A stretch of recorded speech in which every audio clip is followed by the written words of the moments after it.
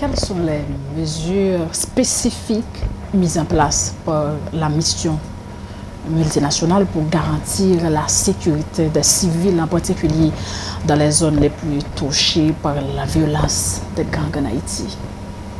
Très important, et je suis vraiment très content tu me poses la question là, parce que c'est très important. Très important. Bon, la première chose, nous comme la mission MSS, nous respectons les droits de l'homme. C'est très important. Les gangs ne respectent pas les droits de l'homme. Pour nous, c'est mandatoire qu'on respecte les droits de l'homme. C'est pour cela que chaque fois que nous allons faire des opérations, nous savons qu'il y a la population civile. Les gangs, ils vivent avec la population civile dans les quartiers là. Si nous allons là, comme MSS, sans notre camarade pianage, nous pouvons faire des fautes. Donc c'est pour cela que nous travaillons toujours avec la pianage et nous respectons toujours les droits de l'homme. Si ce n'est pas comme ça, on aura même stoppé beaucoup des civils.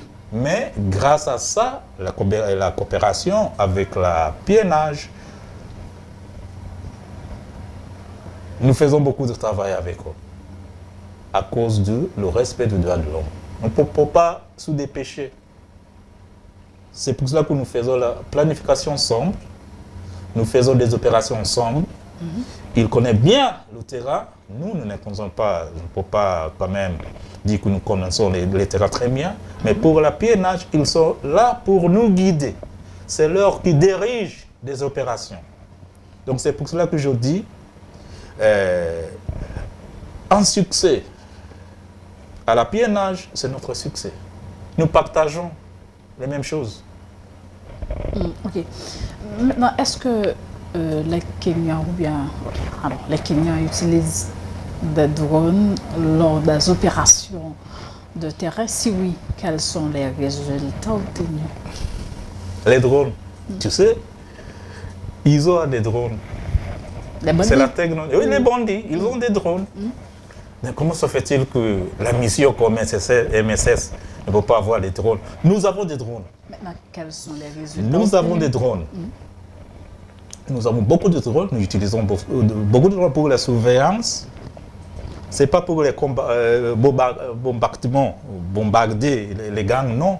C'est seulement pour ramasser les informations.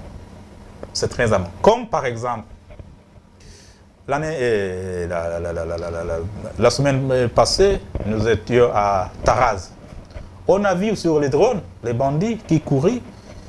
Oui, à cause de ça, nous avons fait beaucoup de planification pour aller stopper les bandits.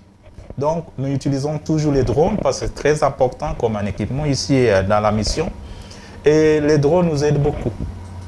Donc, sans drone, vous voyez, comme je vous avais dit, s'il y a une attaque à quelque part, nous pouvons même envoyer un drone pour quand même faire la surveillance, pour voir ce qui se passe là-bas avant d'envoyer les policiers. Donc nous utilisons toujours les drones. Et les hélicoptères?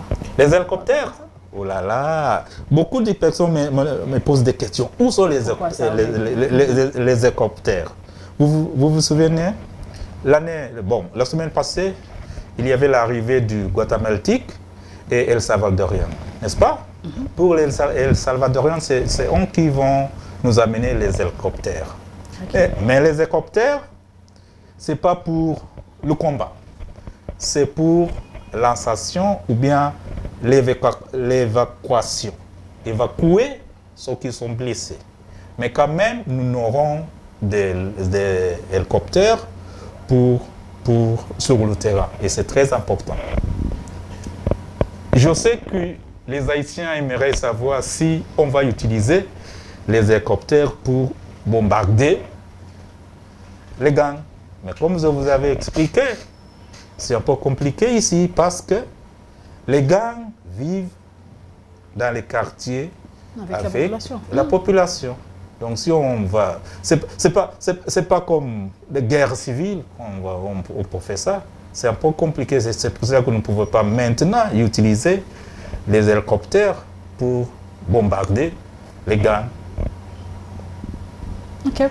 Maintenant, pour conclure, comment la mission traite-t-elle les préoccupations relatives aux violations des droits de l'homme qui pourraient survenir lors des opérations de sécurité menées par les gangs en Haïti? J'avais déjà expliqué, j'avais déjà jeté quelques mots sur les droits de l'homme parce que je savais que tu allais me poser des questions. Et nous avons appris beaucoup de choses, des missions des missions passées, des missions qu'on a eues ici, des missions, comment est-ce qu'on appelle la mission qui était ici en Haïti? MINUSTAH. MINUSTAH. Oui, nous avons appris beaucoup de choses. Les dérives aussi. Oui, MINUSTAH. Les viols des femmes, vous voyez, et beaucoup de choses. Et c'est pour cela que j'ai commencé par ce que j'avais expliqué, qu'on doit respecter les droits de l'homme. La première chose, nous restons toujours à la base. Vous voyez, si nous sortons de la base, c'est pour les opérations ou bien les patrouilles. Sinon, les soldats restent toujours à la base. Et deuxièmement, nous sommes toujours en uniforme. Chaque fois que nous sortons de la base, nous devons être en uniforme pour qu'on puisse, si on fait quelque chose du mal à l'extérieur, on va pointer ces Kenyans. Vous voyez? Et aussi, nous avons signé beaucoup de documents sur les droits de l'homme.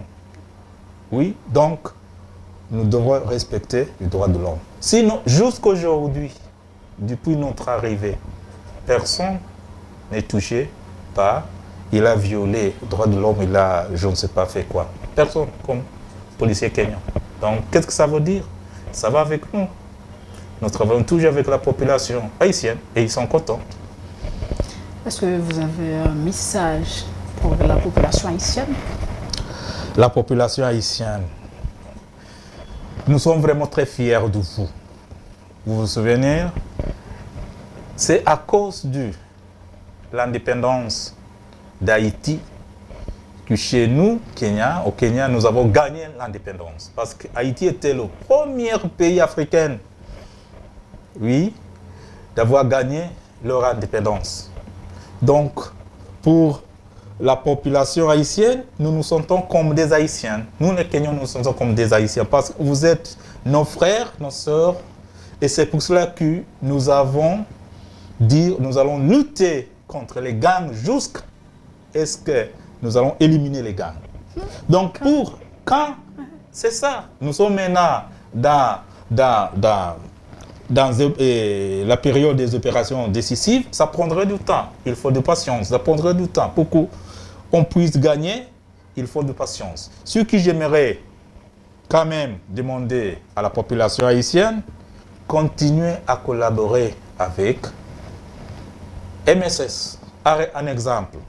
À l'Antibonite, à Port-Sondé, je vois toujours le mariage, police, population, marche très bien. C'est la même chose, même ici.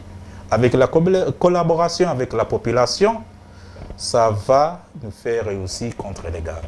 Ce que je dois assurer la population haïtienne, continuons à avoir espoir. Il faut toujours avoir d'espoir. Et nous sommes très fiers de vous. Et c'est à cause de vous que nous sommes ici. Nous avons sacrifié notre vie d'être ici pour qu'on puisse quand même arrêter ce qui se passe au niveau des gangs.